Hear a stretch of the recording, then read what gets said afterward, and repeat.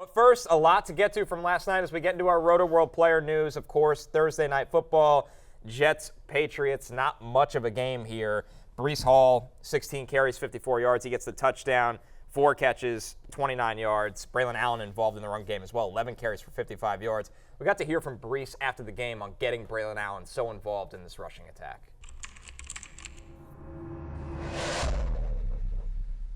Yeah, it was a tough, gritty game. We knew as far as running the ball, we were going to have to be physical and just out-tough them. They have a really good defense, really sound and fundamental defense. So we just knew that we would have to come out and be in our P's and Q's and just win the physical matchup. Me and Braelon feel like with us, we complement each other so well. So we always feel like with our O-line, we can run the ball on anybody. And, our O-line is getting better and better. So it's just been cool to see how we're progressing every week. That was Breece Hall with New York Jets reporter Caroline Hendershot. As you see the splits here, Matthew, a lot of work for Braelon Allen in a game where the Jets handed the ball to their running backs 30 times. Between Breece and Braelon, 27. Isaiah Davis also had 3 carries in this People game. are going to make a big deal of this, and I actually don't think they should to this extent. We talked about this previously. Listen, got to give you a lot of credit, Connor. You said in the preseason, Braelon Allen's going to be a thing. He's not just insurance back for Breece Hall. He's going to be a part of this offense. We saw it last week as well when he scored the 2 touchdowns, and your take was like, hey, that's going to earn him more time. Yeah. Short week as well. So 3 things happened here. First off, short week, you don't want to pile on to Breece Hall.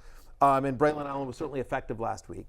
Also, they were killing them. They were crushing them like a grape. They were slapping around like any kind of piece of fruit you want to talk about. And so they had the ball a ton. And so they were up 3 scores for much of the game. And so obviously you're doing that, especially on a short week and when you're having your way with them. And so we talked about this. I think Braelon Allen is flex-worthy in a 12-team or deeper league.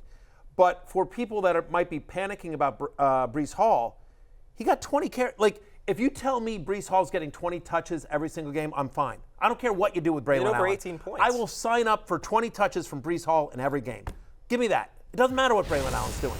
Yeah, no, I agree. It is a little bit overblown. I think at the same time, you can be a little bit concerned about the ultimate ceiling of Breece Hall, the fact that it's not so much the division of touches because that can get skewed in a blowout. It's more that, Braelon Allen was in there on the second drive.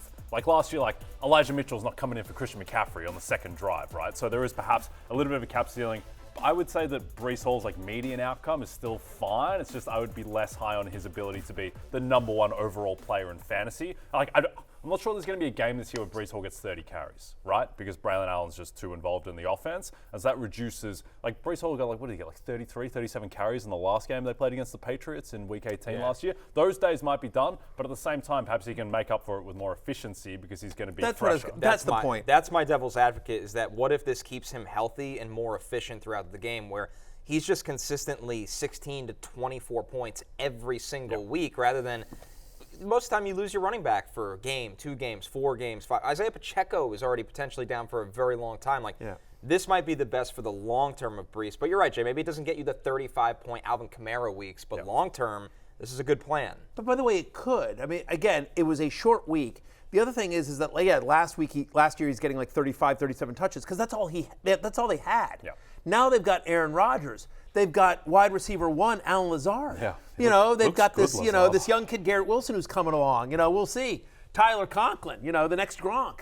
Whatever. My point, all jokes aside, though, the offense is going to be in scoring position a lot more, a lot more sustained drives under Aaron Rodgers. And so the fact is they don't need to put that much of a workload on Breece Hall because their offense is more balanced and will be better this year. So I think it is overall a better situation for Breece Hall. And yes, maybe it's more of it's a higher floor than a higher ceiling, but he's still, assuming health, Breece Hall's going to finish as a top 5 fantasy running back this year. And that's what you're hoping for. I mean, when you draft a guy in the first, we always say when you draft a guy in the first round, you're not trying to win your league, you're trying not to lose it. And so what you want is just a small range of outcomes. This guy is going to be one of the elite guys at his position, and he will be. Yep. So that's great. Would you trade Saquon Barkley for Breece Hall? Who would you rather have? I don't even think it's close. Yeah, I'd rather have Breece. Yeah. Okay. Interesting.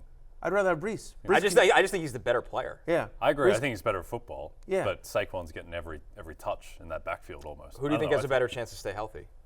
Breece Hall, just because he's younger, even though he's got the ACL in his history. Who do you think has the better chance to not get vultured at the goal line? That's fair. Well, Aaron Rodgers likes to check into pass plays, though Breece did get the carry. Who do you think has the better chance of catching a ball on third down with a game on the line? Oh, yeah. Too soon for Eagles fans. Or for me, because I lost to producer Damien and stupid Kirk Cousins. Not an egregious question. Yeah, I think it's close. Right. I don't think there's a wrong answer. No, it's not an egregious question. I'll But by take the way, Bijan over if both we of them if we redrafted today, which by the way, you can redraft today on guillotineleagues.com. By the way, if you want to do a guillotine league, you can start that whenever you want. But if you redrafted today, your top 5 running backs in some order are Bijan, Breece, Saquon, Alvin Kamara. Yes. Right? And maybe Jordan Mason with maybe Jordan Mason and the idea that you're going to get McCaffrey in a couple rounds. Yeah. Like the San Francisco running back. Yep.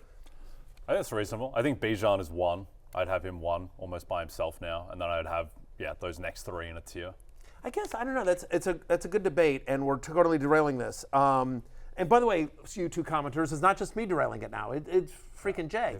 But caught us like a bug. Yeah, but I was gonna say is it's like, it's so weird because the anti-Bijan argument, Bijan versus Breece, was Algiers going to take some touches, and now here comes Braelon Allen. New Algier.